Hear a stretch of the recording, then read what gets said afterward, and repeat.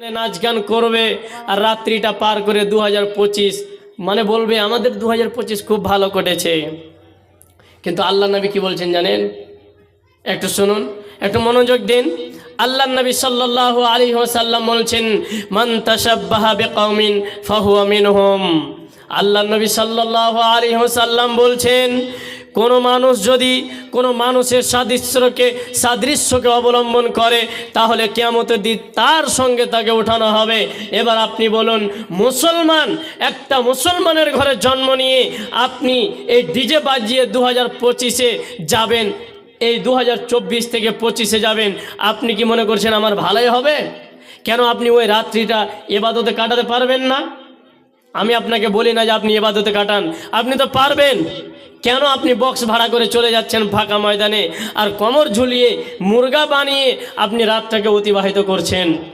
বিশেষ করে মনে রাখবেন একটা কথা, আল্লাহ নবী সাল্লাল্লাহু আলাইহি সাল্লাম এমনিতেই তো গান বাজনাকে নিষেধ করেছেন, তারপরেও আমরা কি করি? একটা খারাপ কাজ করি, কি যে আমরা নতুন সাল মানাতে গিয়ে একেবারে অনেক দূর প্রান্তে চলে যাই ডিজে বাজাতে বাজাতে। মনে রাখবেন আল্লাহ নবী সাল্লাল্লাহু আলাইহি সাল্লাম বলছেন, যারা সেগুলো পালন করবে, অন্য লোকের সাদৃশ্যকে পালন করবে, আল্লাহ নবী সাল্লাল্লাহু আলাইহি সাল্লাম বলছেন কিয়ামতের দিন তাকে তার সঙ্গে উঠানো হবে।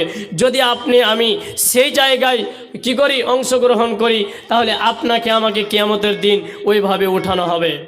অতএব আমাদেরকে সচেতন হতে হবে। যুবক ভাই, আপনারা পিছনে আছেন না কোথায় আছেন জানি না, কিছু ভাইজানকে দেখতে পাচ্ছি।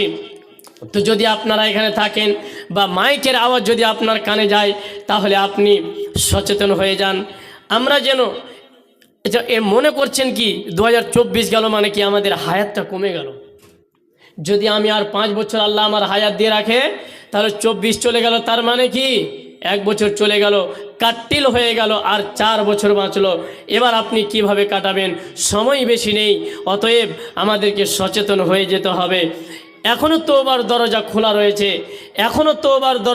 রয়েছে, এখনও পশ্চিম দিকে সূর্য উদয় হয়নি, পূর্ব দিকেই হতেছে। অতএব মনে করেন যে এখনও দরজা খোলা রয়েছে তওবার, আমরা তওবা করে ফিরে আসি। আল্লাহ যেন আমাদেরকে সঠিক বুঝার তৌফিক দান করেন। সকলে বলুন আমিন।